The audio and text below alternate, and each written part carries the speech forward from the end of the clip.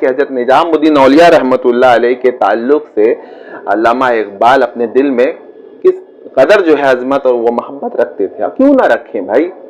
حضرت نظام الدین اولیاء رحمۃ اللہ علیہ کی وہ شخصیت ہے کہ مطلب ایک ایک پہلو، مطلب اب کیا دیکھیں، بچپن میں آپ دیکھیے تو بڑی سخت زندگی تھی آپ کی، تو والدہ محترمہ جو ہیں وہ آپ کی پرورش اور یہاں تک کہ کفالت کی بھی ذمہ داری والدہ ہی پر آ پڑی تھی، لیکن وہ بالکل جو ہے وہ ولی صفت اور ایک بڑی پاک اور نیک سیرت جو ہے وہ والدہ تھی ان کی.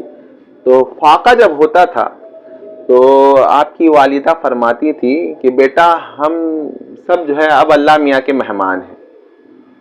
تو اب دیکھیں کہ حضرت نظام الدین اولیاء رحمۃ اللہ علیہ بچپنے میں، ابھی تو وہ طریق اختیار بھی نہیں کیا ہے، وہ فرماتے کہ مجھے اس جملے سے اتنی خوشی ہوتی تھی کہ اس کا میں بیان نہیں کر سکتا کہ ہم سب اللہ میاں کے مہمان ہیں.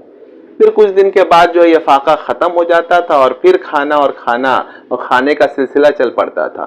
تو ہم جیسے لوگ تو بڑے خوش ہو گئے بھائی چلو اب کھانا ملا، اللہ کا شکر. لیکن یہ چونکہ یہ حضرت نظام الدین اولیاء ہے تو فرماتے ہیں کہ پھر میری طبیعت نہ مقدر ہو جاتی تھی یہ روزانہ اور مسلسل کھانے سے، اور میں اس انتظار میں رہتا تھا کہ میری والدہ پھر کب کہیں گی کہ ہم سب اللہ میاں کے مہمان ہیں.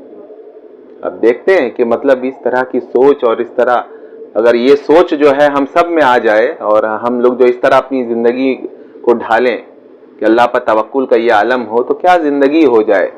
غربت اور جھونپڑے میں رہ کر جو ہے ہم جنت کا مزہ لے سکتے ہیں.